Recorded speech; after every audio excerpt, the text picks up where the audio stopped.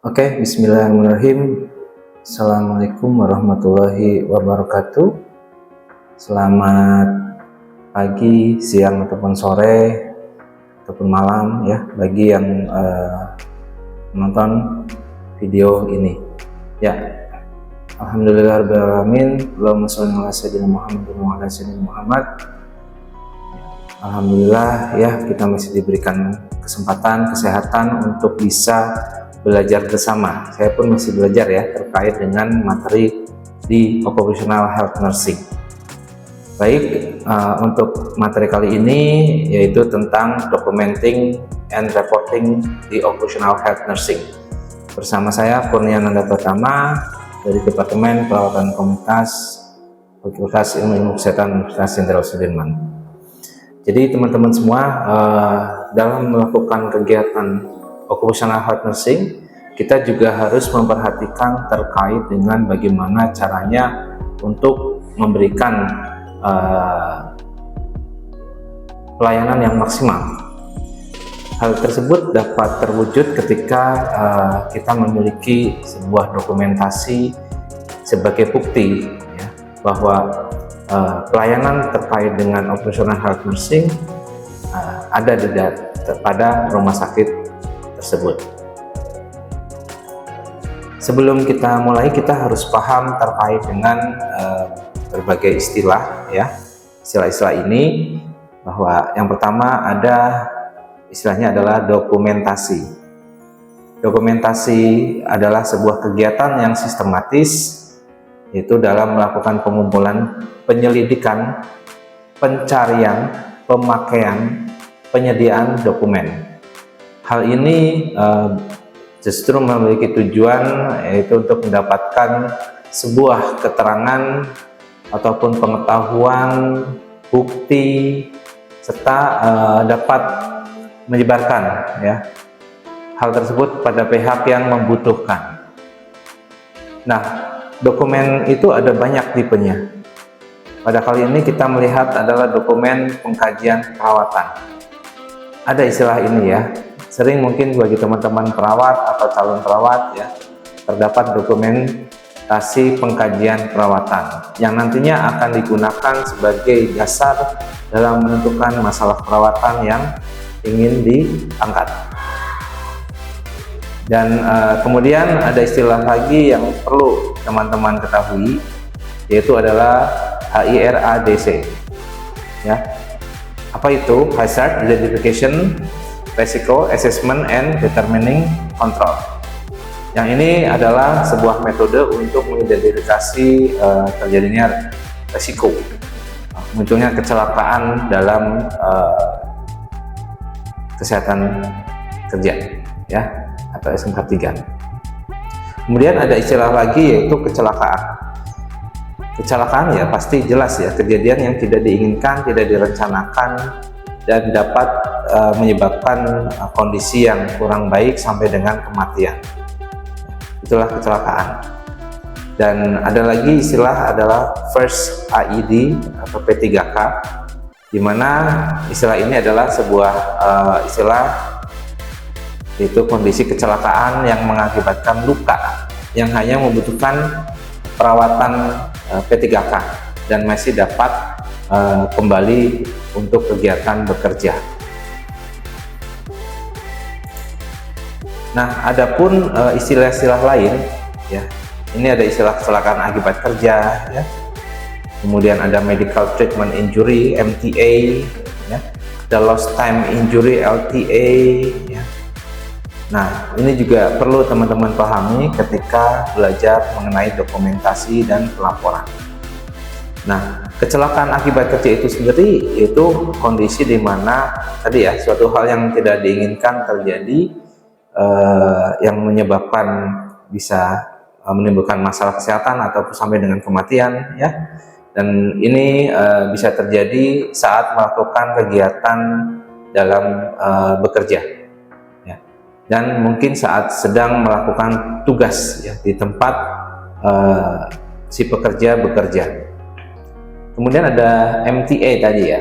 MTA ini merupakan medical treatment injury di mana kecelakaan yang dapat mengakibatkan luka yang membutuhkan perawatan khusus atau medis. Namun luka tersebut tidak menyebabkan hilangnya hari kerja. Jadi di beberapa tempat ya memang MTA ini tetap didokumentasikan, dikaji untuk melihat bahwa ketika memang pekerja ini mendapatkan ya musibah, yaitu kecelakaan kerja, tapi dia masih tetap bisa produktif dalam kegiatan atau tanggung jawab untuk bekerja di tempat institusi tersebut. Kemudian ada lost time injury, LTA. LTA ini adalah kecelakaan yang mengakibatkan luka atau sakit ya yang terjadi saat pegawai bertugas, dan akibat dari luka tersebut pegawai tidak dapat melakukan pekerjaan ataupun masuk ya untuk melaksanakan tugas di kantor, di institusi ya, dan ini biasanya didukung oleh keterangan dari pihak medis ataupun dokter. Kemudian ada istilah fatality. Fatality ini adalah kecelakaan yang mengakibatkan cacat tetap atau bahkan sampai dengan kematian. Jadi mungkin karena kegenjat mesin, atau mungkin kecelakaan, atau mungkin karena penyebabnya dia mungkin terjadi keteledoran ya, tidak ada SOP hingga terjadi kecelakaan kerja.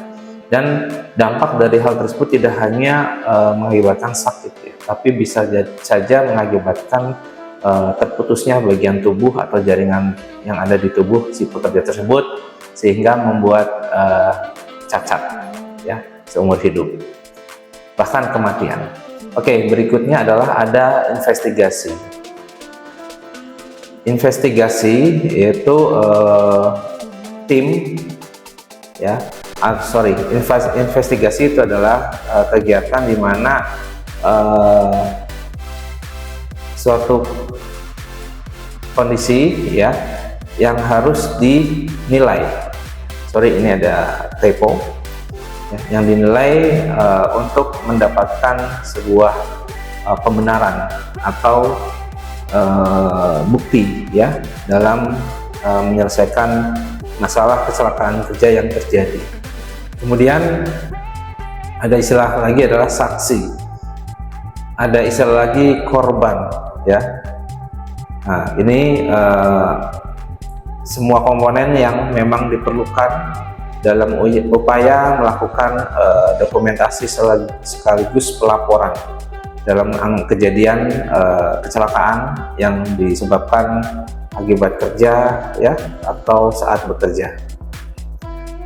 Nah, saksi atau korban itu adalah sebuah pelaku ya, pelaku serta seseorang yang melihat proses kejadian kecelakaan tersebut.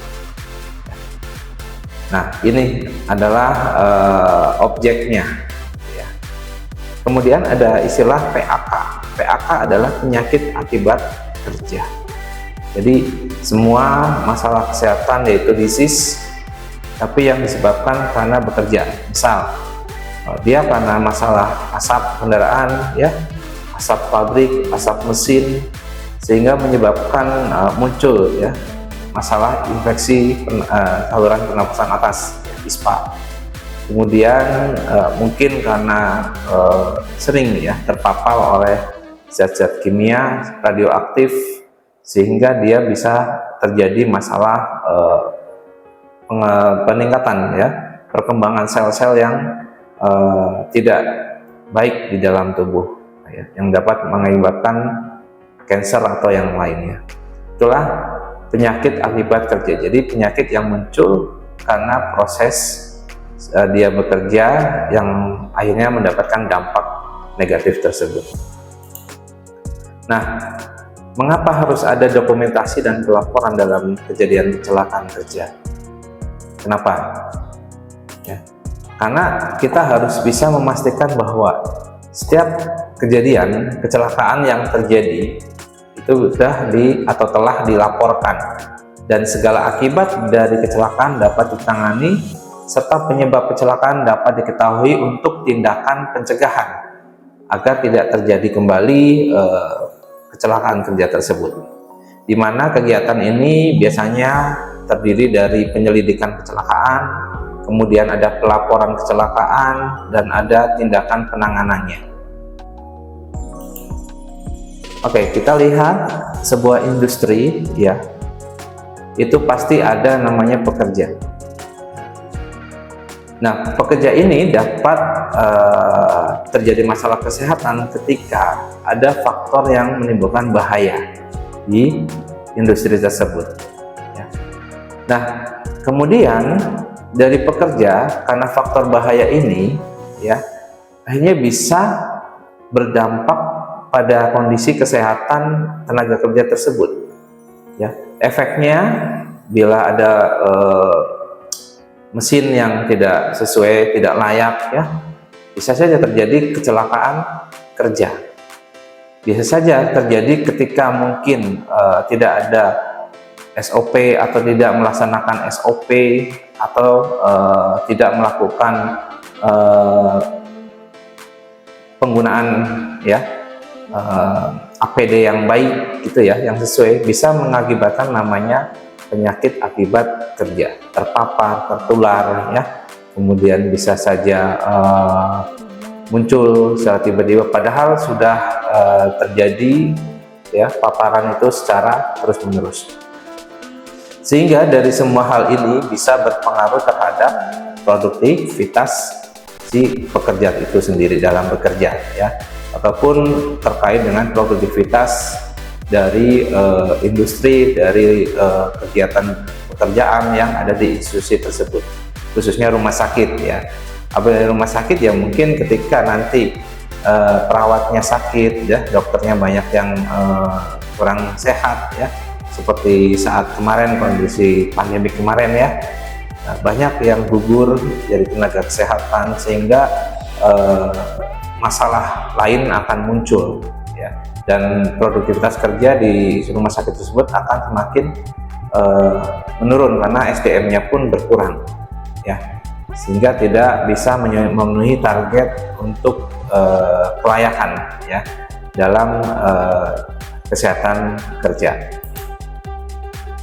Dari kegiatan pada kali ini, ya, untuk materi ini harapannya mahasiswa atau mahasiswa dapat belajar, ya, membuat pelaporan serta pendokumentasian dari kecelakaan kerja. Nah, kita lihat dulu definisi keperawatan kesehatan kerja. Ini merupakan cabang dari perawatan kesehatan komunitas yang memberikan pelayanan, ya, pada tenaga kerja atau kelompok tenaga kerja. Akan beda sekali dengan khususnya di tim anggota tim okupasional kesehatan kerja yang lain, ya, seperti dokter, dari kesehatan masyarakat.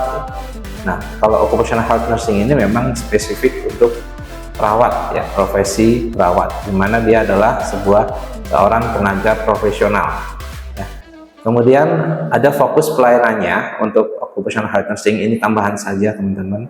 Yang pertama ada promosi kesehatan, yang kedua ada proteksi dan pemulihan ke tenaga kerja, ya, dalam hubungannya dengan keselamatan dan lingkungan yang sehat. Jadi sasarannya adalah bisa ke arah pasien, ya, bisa ke arah kesehatan tenaga kerja, bisa ke arah kesehatan teman sejawat, ya. Tapi di sini tugas perawat memang melakukan perawatan, ya, pendokumentasian, pengkajian sesuai dengan bidangnya.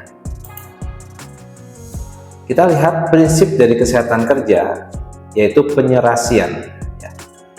Apabila kapasitas kerja, beban kerja, lingkungan kerja terjadi masalah, ya, atau mungkin terjadi ketidakseimbangan, akan menyebabkan sebuah kondisi, ya, di mana kesejahteraan kesehatan akan menurun.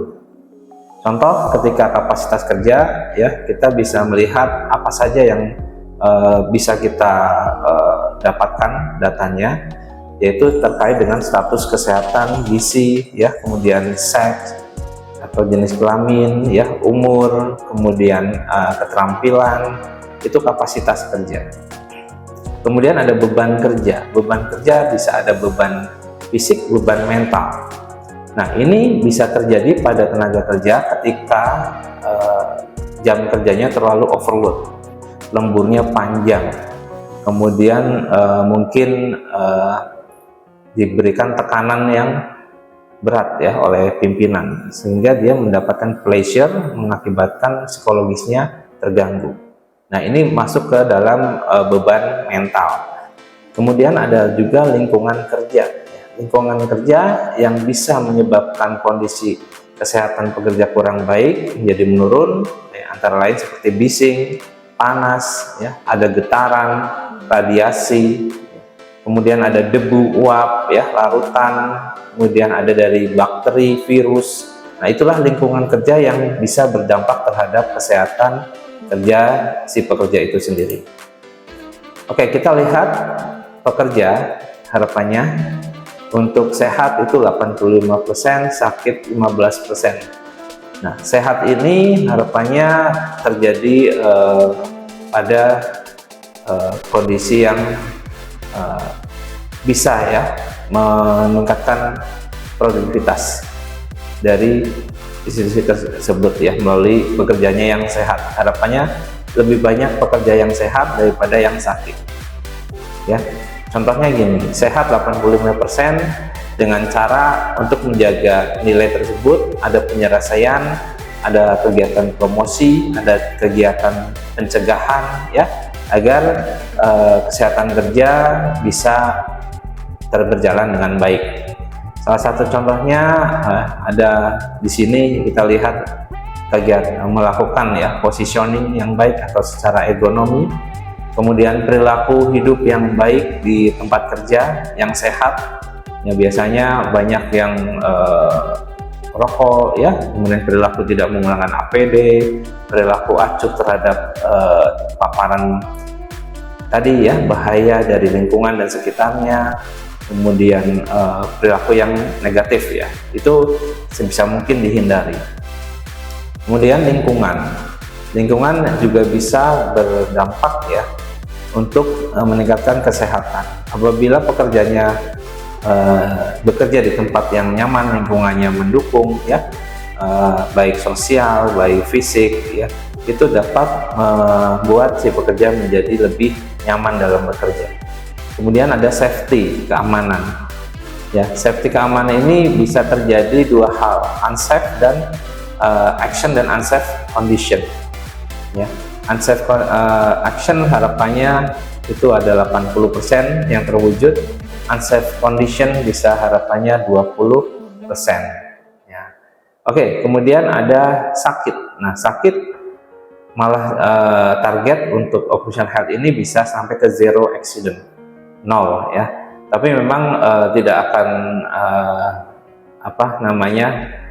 tidak terjadi ketika seorang pekerja ya dengan pekerjaannya, profesinya, khususnya bagi tenaga medis di rumah sakit, perawat, dokter, pasti suatu ketika tatkala kondisinya kurang baik mengalami sakit ya, sakit bisa dilakukan treatment dengan pengobatan atau dengan pemulihan. Ya, ini masuk ke ranah kedokteran kerja, ya, di mana ranah ini juga bisa dibantu oleh teman-teman dari occupational health nursing dalam melakukan perawatan bagi pekerja yang atau pegawai rumah sakit yang sedang sakit, ya, mungkin dirawat di rumah sakit tersebut. Nah, untuk dokter bisa menentukan sebuah diagnosa medis, ya. Dan untuk pemulihan bisa ke arah rehabilitasi, kompensasi. Rehabilitasi ini misalkan terjadi tadi masalah kecacatan, ya. Oh, berarti dia harus dikembalikan lagi ya kepercayaan dirinya, psikologisnya, kemampuan beraktivitas untuk memenuhi kebutuhan sehari-hari, ya, aktivitas daily livingnya ya. Kemudian kompensasi. Perusahaan akan memberikan kompensasi dalam bentuk biasanya santunan atau yang lainnya sebagai bentuk dukungan ya dalam upaya pemulihan pada pekerja yang mengalami kecelakaan. Nah, tujuan pertama perawatan kesehatan kerja melindungi ya kesehatan pekerja di sini adalah perawat ya atau tim kesehatan lain dari ancaman yang bisa terjadi di area kerja. Kemudian bisa membantu pekerja untuk menciptakan lingkungan kerja yang sesuai dengan kapasitas fisik, mental, emosional sehingga tercapai tingkat efisiensi tanpa adanya keadaan yang berbahaya ya bagi kesehatan ataupun keselamatan. Kemudian menjamin pelayanan kesehatan yang adekuat serta rehabilitasi dari kondisi sakit dan injury, kemudian mendorong pekerja untuk mempertahankan derajat kesehatan yang optimal. Tujuan kedua, perawatan kesehatan kerja dapat meningkatkan kesehatan pekerjanya, meningkatkan kesehatan keterlibatan untuk produktivitas kerja yang baik. Kemudian pekerja atau karyawan berasal dari sosial, budaya, perilaku dan emosi yang berbeda dapat ya yang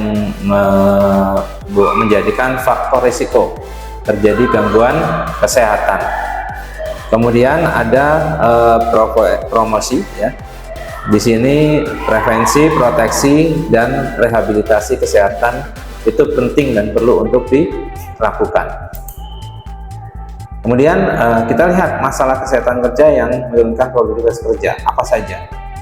Terjadi masalah penyakit yang umum ya, misalkan ada tuberkulosis, penyakit jantung dan lainnya.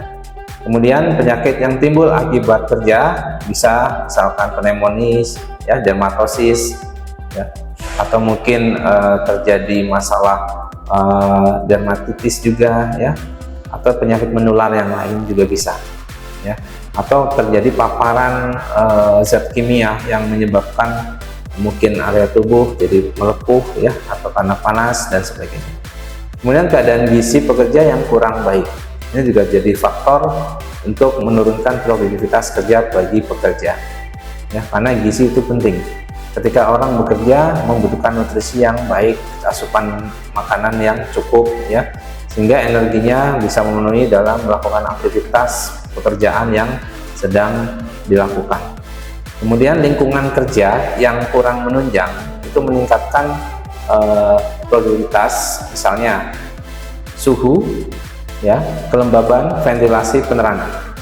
Ya, contohnya ketika kita melihat ya di lingkungan rumah sakit, ya, saat melakukan perawatan luka misalkan, ternyata lingkungannya gerah, panas dan sebagainya.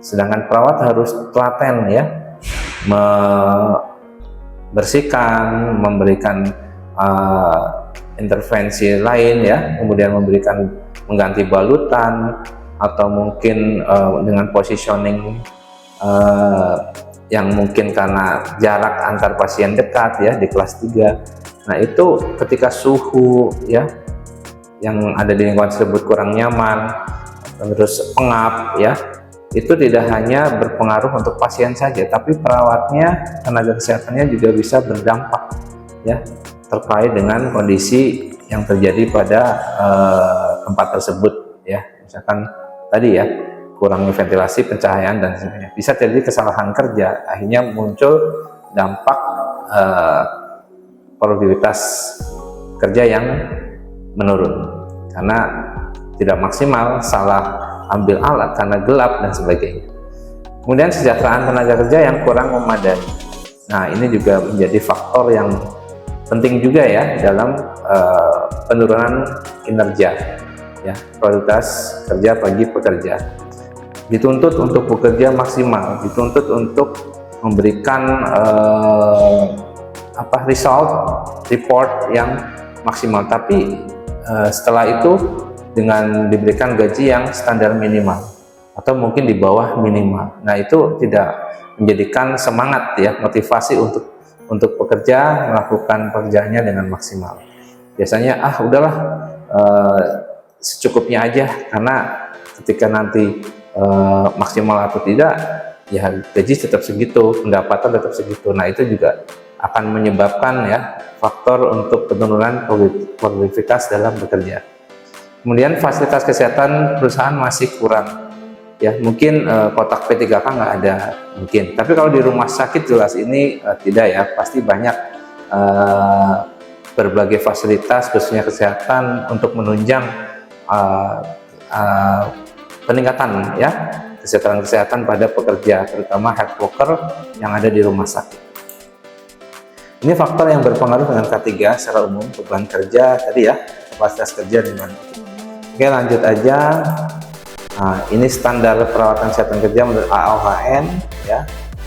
Ini perawat bisa bekerja sama, bisa menyelenggarakan pelayanan kesehatan kerja, perawat menetapkan tanggung jawab, kewenangan keperawatan dan kerjasama dengan pihak manajemen ya.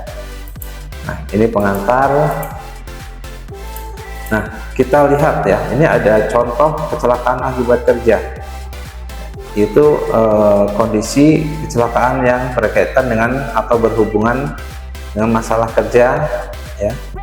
Biasanya ini di perusahaan ya, ada yang mungkin kepotong tangannya ya, ada mungkin yang tertimpa beban berat ya, sampai dengan terjadi seperti ini. Nah, itu bisa saja terjadi ya pada pekerja yang mungkin kelelahan ya, terus tidak ada istirahat, kurang nutrisi dan sebagainya, karena pekerjaannya dalam segala hal perlu fokus ya, atau waktu istirahat pun juga perlu ya.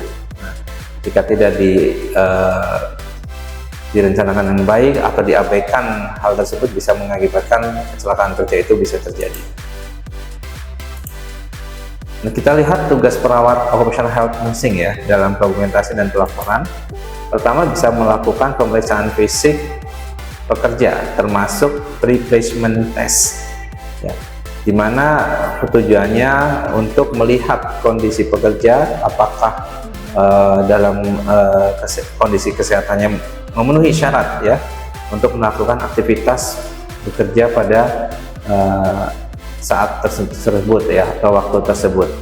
Karena mungkin ya masalah lain muncul ya, misalkan setelah di pre-placement test, nah muncul ya ternyata ada masalah dengan keluarga, ternyata sedang kondisinya kurang baik, kurang sehat gitu ya, ternyata tidurnya kurang dan sebagainya. Itu bisa berdampak terhadap kondisi saat dia bekerja. Makanya ada pre-placement test. Kemudian monitor dan mencatat kondisi kesehatan pekerja secara rutin ya, dimana teman-teman perawat biasanya saat di tempat ya institusi tersebut, misalkan di rumah sakit ya, bisa nih khusus tim dari OHM nih melakukan pengkajian ya, kemudian monitoring evaluasi, bisa dengan pemeriksaan fisik, bisa dengan wawancara, bisa dengan mengisi lembar form pengkajian ya, bisa ya. Dan kemudian ada mengkaji kesehatan pekerja yang kembali bekerja setelah sakit atau dirawat. Jadi bagi pekerja yang sempat sakit ya, kemudian kembali bekerja, dikaji dulu sebelum melakukan aktivitas pekerjaannya kembali, agar tahu kondisinya betul-betul sudah siap untuk bekerja atau belum. Kemudian melakukan surveillance terhadap pekerja yang memiliki kebutuhan khusus ya. Surveillance yaitu pendataan secara kontinu dengan periodik waktu yang ditentukan secara kontinu juga ya. Jadi nanti data-data surveillance ini akan diakumulasi sebagai data pelaporan atau dianalisis untuk melihat ya apakah kondisi ya tempat bekerja para pekerja ini bisa ya mendukung untuk pekerjanya agar derajat kesehatan lebih baik lagi atau meningkat atau terjaga. Itu paling utama. Ini lanjutan dari tugas perawat dalam Hippocrates ya, mengkaji masalah kesehatan pekerja, nantinya bisa masuk ke dalam asuhan perawatan kelompok khusus, yaitu kelompok kesehatan kerja, baik di rumah sakit ataupun di masyarakat ya. Kalau di komunitas masyarakat biasanya ke arah forum industri ya. Kalau untuk di rumah sakit biasanya dia udah masuk dalam tim K3 yang ada di rumah sakit. Nah, ini bedanya ya. Nanti kalau di rumah sakit biasanya ada form khusus yang digunakan untuk melakukan pendokumentasian secara general ya. Kemudian menyusun rencana perawatan pekerja ya, dari tujuan, kemudian bisa juga melakukan rujukan ya, bisa juga melakukan tindakan emergensi pertolongan pertama ya bila terjadi kecelakaan kerja, atau mungkin bisa juga kolaborasi dengan dokter atau tim K3 yang lain. Ini perawat kesehatan kerja itu biasa melakukan direct care, melakukan edukasi, administrasi, peneliti. Nah, administrasi peneliti ini yang penting ya dalam materi pendokumentasian dan pelaporan ya. Karena administrasi tidak hanya data-data ya, hasil observasi ya, bahkan administrasi sering diterapkan oleh perawat guna mendukung ya, menentukan masalah perawatan pada kelompok kerja yang akan digunakan sebagai dokumentasi keperawatan pada kelompok kerja. Ini ada alur pelaporan kejadian kecelakaan kerja, teman-teman. Ini yang penting ya. Ini alurnya kita lihat ketika terjadi ya kecelakaan kerja. Nah, misalkan ini ada start, ada proses, ada selesai. Nah, ketika terjadi ya, ini dimulai muncul nih kecelakaan kerja ya, terjadi nih kondisi di mana pekerja, salah satu pekerja mungkin mengalami kecelakaan. Kemudian kita sebagai tim K3 di tempat tersebut atau di rumah sakit bisa langsung ya menentukan tim investigatornya.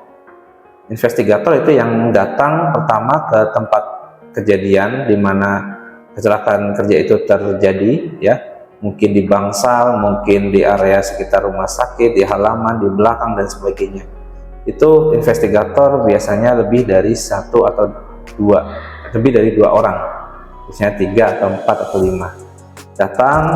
Kemudian setelah investigator datang, timnya bisa melihat ya, tim investigator bisa dari perawat, bisa dari dokter, bisa dari kesehatan masyarakat ya, kesehatan lingkungan dan lain sebagainya. Biasanya wajib ada perawat, ada dokter ya, selain dari Kesling atau Kesmas tadi ya.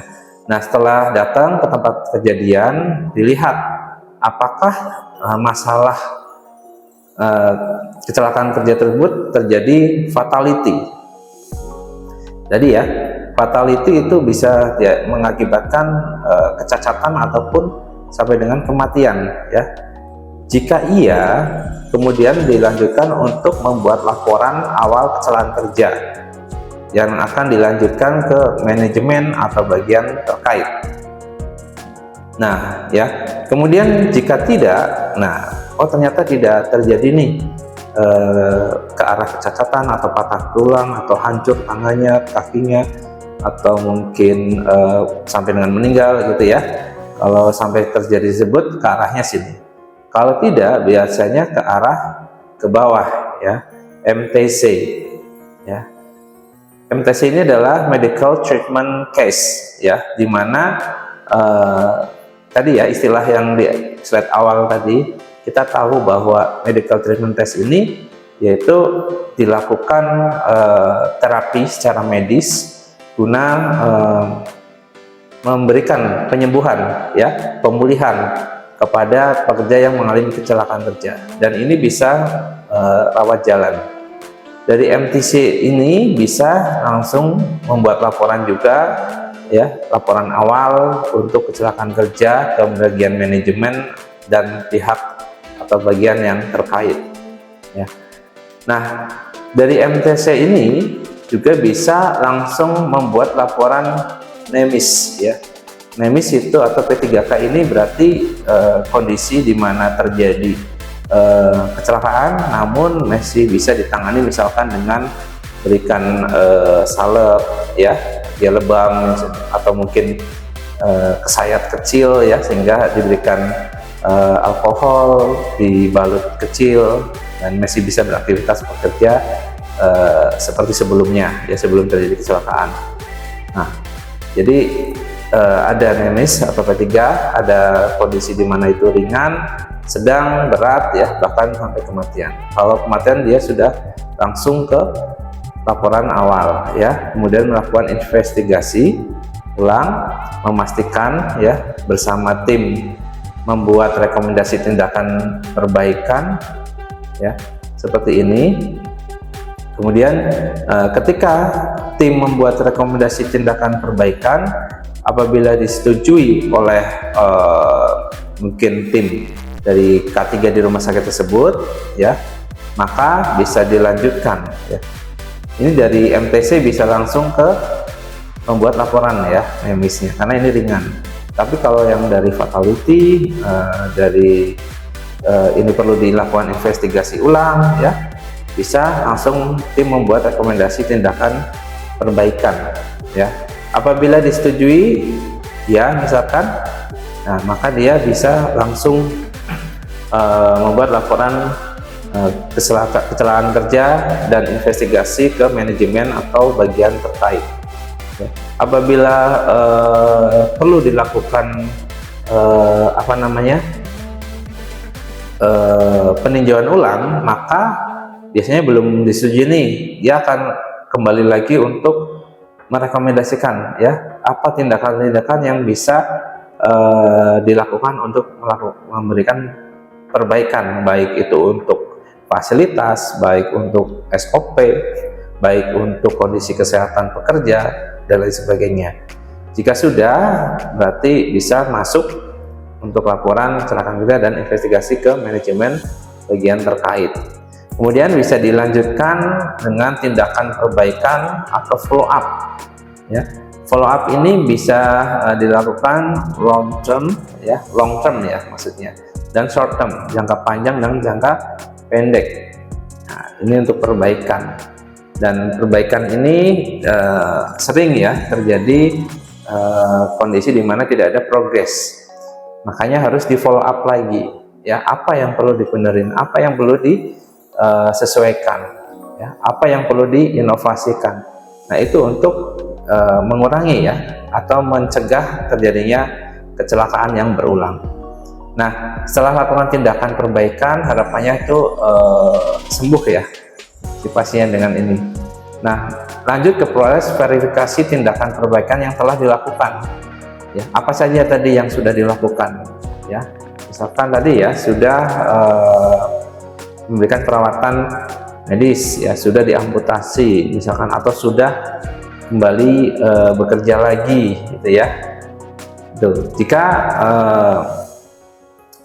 sudah diverifikasi ya bisa langsung untuk menyesuaikan ya, tapi kita lihat dulu jika tidak ya, ini sesuai apa, ini salah ya, jika ini ya harusnya, bukan tidak. Jika tidak ya, dari sini pilihannya kok sini iya, biasanya sesuai langsung ke sini. Kalaupun dari verifikasi kok disesuaikan, ternyata tidak sesuai, dia bisa kembali untuk tindakan perbaikan lagi ya, apa yang kurang, apa yang belum selesai. Nah, ini akan masuk sampai dengan verifikasi tindakan perbaikan yang telah dilakukan di ACC ya. Misalkan udah sesuai tindakannya, berarti dia masuk ke informasi ke manajemen dan simpan laporan. Jadi sudah selesai ya proses dari alur pelaporan apabila terjadi masalah kecelakaan kerja ya di rumah sakit atau tempat pekerja itu bekerja. Nah, kita lihat ada form dokumentasi kejadian kecelakaan kerja, teman-teman. Form ini setiap institusi akan berbeda tergantung dari institusi tersebut dalam menyusunnya ya. Coba kita lihat. Ini contoh form yang bisa digunakan oleh tim K3 dalam melakukan pendokumentasian atau melakukan investigasi ya terhadap kejadian kecelakaan kerja di tempat tersebut. Nah, ini ada form yang diisi, ada nomor laporan. Nomor laporan biasanya sudah disesuaikan ya, disepakati oleh tim di K3 di rumah sakit tersebut ya, biasanya urut ya. Misal laporan kalau baru pertama dibuat berarti laporan 1, laporan 2 dan seterusnya. Sambil dengan mungkin udah banyak nih laporan, ya ini continue datanya misalnya. Kemudian ada hari ya di mana kejadian itu terjadi, tanggal laporannya kapan ya, bukan tanggal kejadian ya, hari tanggal laporan ya. Hari berarti ketika terjadi kejadiannya kemarin, hari ini baru laporan, berarti tulisnya hari ini. Kemudian judul insiden atau kejadian, misalkan terjadi kecelakaan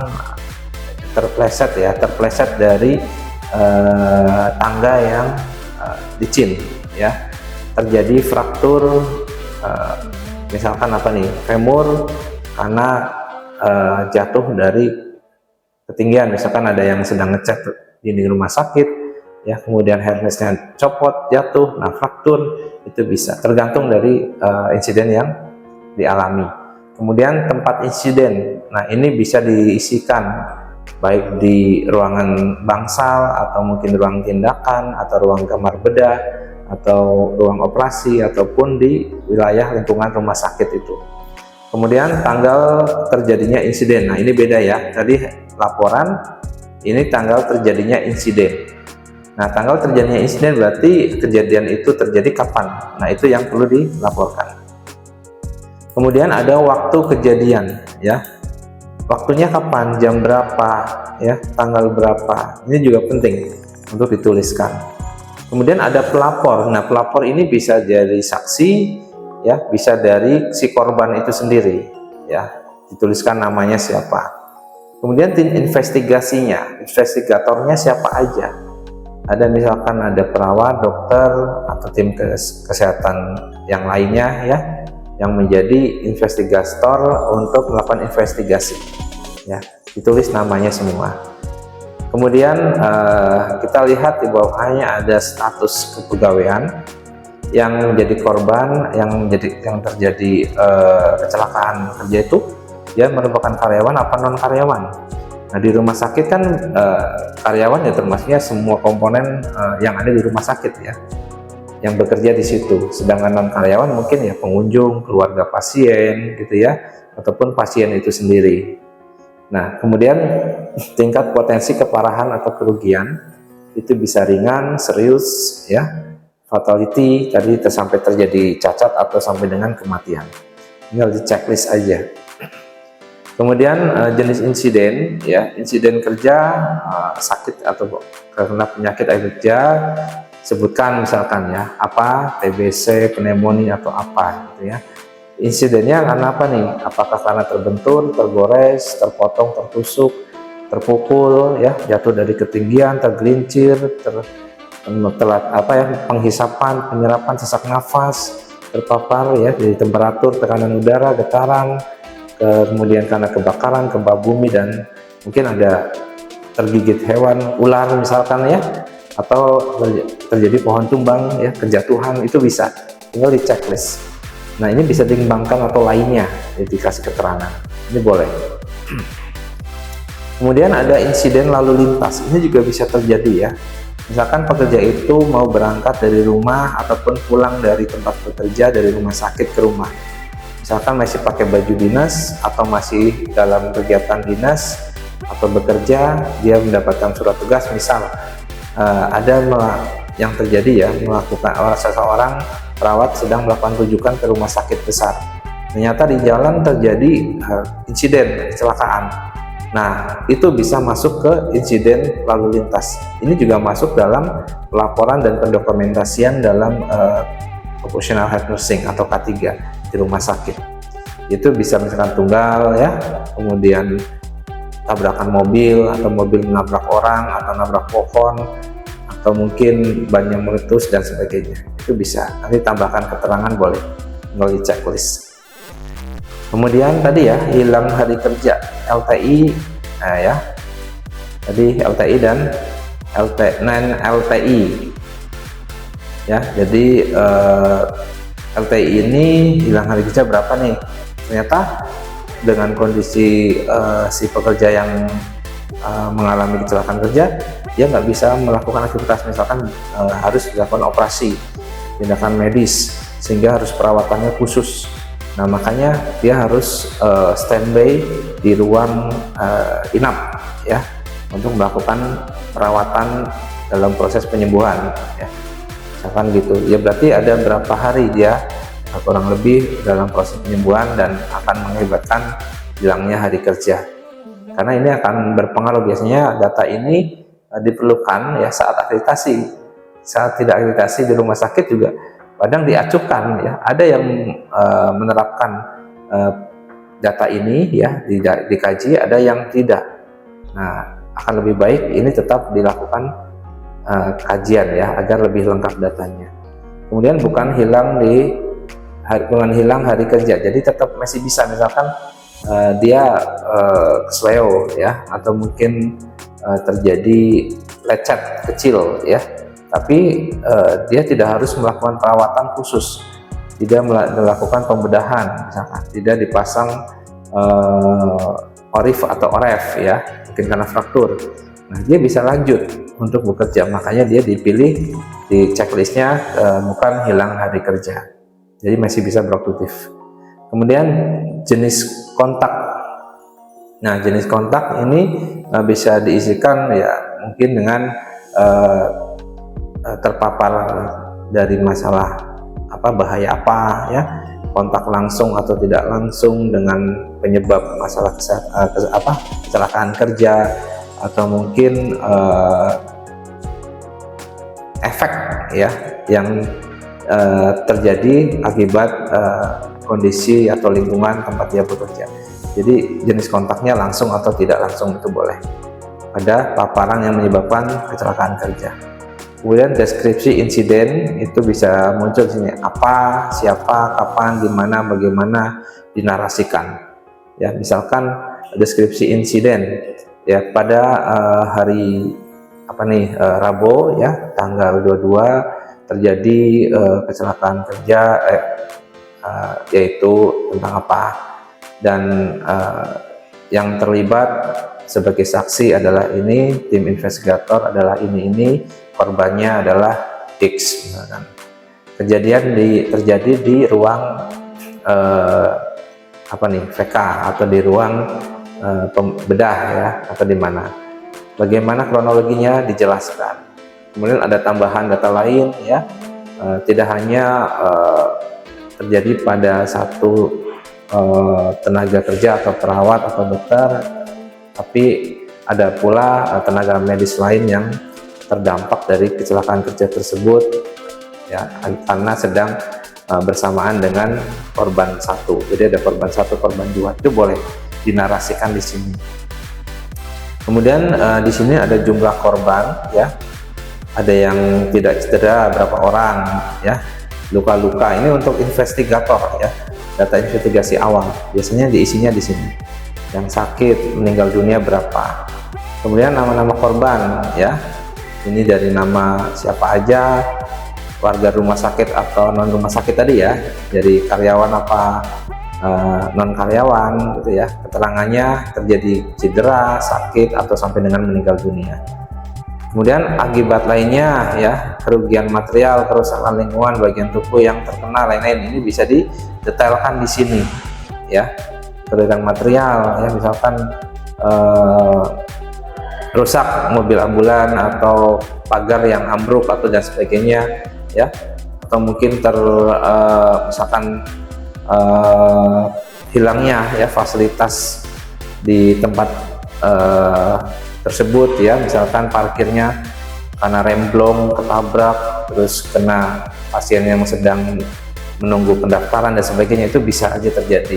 Dituliskan semua di kolom ini ya. Kemudian ada kronologi insiden dari jam peristiwa atau kejadiannya seperti apa. Ini kronologi dari awal kejadian, bisa dilakukan wawancara ya untuk mengisi dari data ini kepada si korban atau saksi ya, kapan mulai sampai dengan dia pada saat ini kita kaji kondisinya ya. Kemudian ada nama-nama saksi, siapa nama-nama saksinya dituliskan. Kemudian kita lakukan analisa penyebab dan taksiran ya, kerugian akibat insiden kecelakaan kerja tersebut. Kita biasanya menggunakan fishbone ya. Dimana contohnya misalkan ya, ini dari beberapa sumber ya, masalah kecelakaan kerja penyebabnya apakah dari manajemen atau dari lingkungan, material ya, kemudian dari manusia, human, atau metode bekerjanya ya, atau mersisnya tadi ya. Nah, misalkan dari metode nih, oh ternyata di tempat bekerja itu nggak ada SPO-nya ya dalam penggunaan jarum suntik atau memberikan obat secara injeksi, belum ada nih. Makanya cara menutup, cara membuang ya jarum yang sudah digunakan seperti apa, nah itu belum ada misalkan. Atau mungkin orangnya mungkin perawatnya belum pengalaman ya, ini baru fresh graduate, belum dapat pengalaman yang banyak, langsung diberikan tugas ya, wewenang untuk memberikan ya, sehingga pengetahuannya masih kurang, bisa menyebabkan kecelakaan kerja juga ya, mungkin ketusuk ya pada pasien-pasien yang bisa menularkan penyakit yang menular ya. Bisa saja terjadi. Kemudian ditulis ya kerugian apa saja ya yang terjadi dari insiden tersebut, misalkan kerugian secara fisik ya, secara psikologis, secara material, boleh di sini ya dituliskan. Kemudian tindakan pertama yang dilakukan apa? Biasanya kalau untuk penanganan P3K ya melakukan rawat, misalkan ya memberikan balutan dan terus membersihkan luka dan sebagainya. Atau mungkin yang memerlukan tindakan khusus ya, ternyata henti nafas, henti jantung. Nah, itu melakukan RCP misalkan. Itu boleh tindakan awal yang dilakukan, melakukan RCP atau bantuan hidup dasar, dituliskan di sini. Kemudian tindakan perbaikan yang telah dan sedang dilakukan terkait insiden ya. Jadi apa tindakan perbaikannya? Dengan memberikan perawatan yang paripurna atau dilakukan operasi ya. Kemudian akan direncanakan untuk pemeriksaan lanjutan, yaitu pemeriksaan darah lengkap dan lain sebagainya. Nah, ini penyebab langsung ya, basic case bisa diisi unsafe activity atau unsafe kondisi ya, kondisi yang tidak aman ya karena aktivitasnya, atau mungkin kondisi yang tidak aman karena kondisi tertentu ya. Ini bisa misalkan yang aktivitas ya, karena tadi ya mungkin dia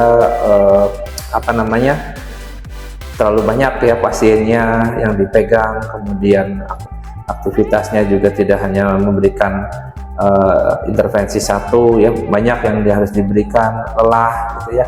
Nah, kondisi misalkan karena mungkin di rumahnya ada masalah, mungkin ada kondisi di mana dia sedang kurang semangat dalam bekerja misalkan ya, itu kan pasti akan bisa terjadi.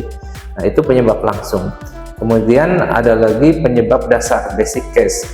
Ini mungkin karena lembur ya, karena mungkin bisa lembur atau masalah keluarga juga bisa, mungkin karena penyebab dasarnya human error, atau mungkin karena fasilitas yang tidak rekondisi dengan baik ya, jika di maintenance sehingga rusak dan menyebabkan kecelakaan kerja. Itu juga bisa penyebab dasar ya, tinggal dilihat jadi penyebab dasarnya apa nih yang bisa mengakibatkan kecelakaan itu terjadi. Kemudian ada aspek pengendalian yang kurang dilakukan. Misalkan tadi ya mau melakukan injeksi atau melakukan intervensi apa, SPO-nya belum ada, secara metode belum disiapkan. Nah, itu bisa saja terjadi. Nah, kemudian rekomendasi pencegahan insiden terulang kembali.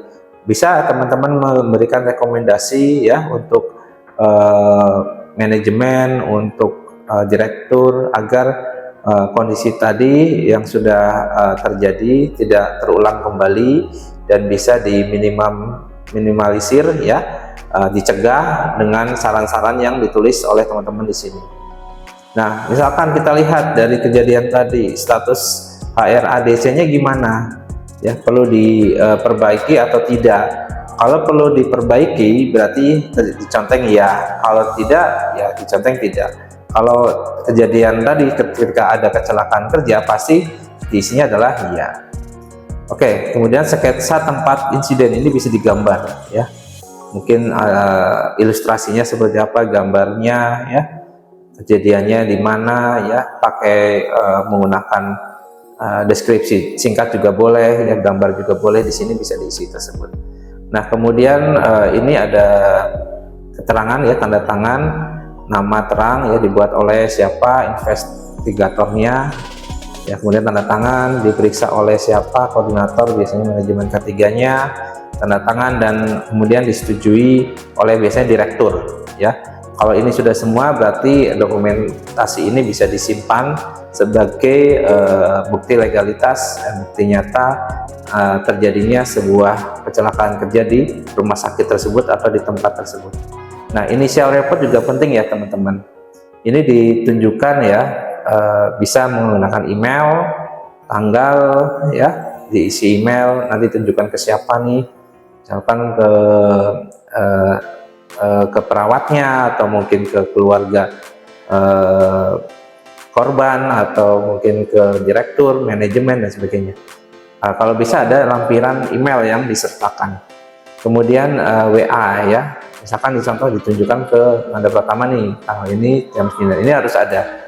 Nah, ini yang sering nggak ada di setiap form ya, makanya yang ini saya buatkan agar teman-teman bisa belajar lebih detail lagi, dan form ini bisa dimodifikasi dengan lebih banyak instrumen yang perlu dikaji, misalkan terjadi patah tulang ya, atau terjadi masalah kecacatan apa di lengan, di leher, di kaki, itu boleh, tinggal nanti diisi checklist. Karena setiap instrumen itu sesuai dengan kesepakatan dari tim K3 yang ada di institusi tersebut. Makanya setiap institusi pasti berbeda ya untuk form pendokumentasian terkait dengan kejadian kecelakaan kerja. Tapi intinya sama teman-teman, sama ya, bahwa dokumen dan report dari kondisi yang terjadi akibat kecelakaan kerja tidak lain dari tadi ya, ada data umum, data masalah, kemudian ada prosesnya ya, kemudian detail ya, dari historicalnya, dari awal dia sebelum terjadi kecelakaan sampai setelah terjadi kecelakaan ya, kemudian pengobatan dan lain sebagainya. Intinya di situ harus lengkap sebagai dasar untuk kita menentukan tadi ya, pencegahan atau mungkin penanganan agar tidak terjadi lagi. Begitu teman-teman semua. Oke, ini referensi dan sekian materi yang bisa saya sampaikan, semoga bermanfaat. Apabila teman-teman ada hal yang perlu didiskusikan, ditanyakan, bisa ditulis di kolom komentar ya. Nanti apabila belum diberikan feedback, boleh japri ya, melalui Sipen atau melalui koordinator kelas ya, atau langsung ke saya boleh, bahwa kalian sudah memberikan pertanyaan dan belum diberikan feedback, boleh langsung dikomentari ya, atau mungkin mau berkomentar yang lain juga boleh dalam bentuk pertanyaan atau komentar atau tambahan ya, untuk materi yang kita bahas pada kesempatan kali ini. Oke teman-teman semua, sekian dari saya.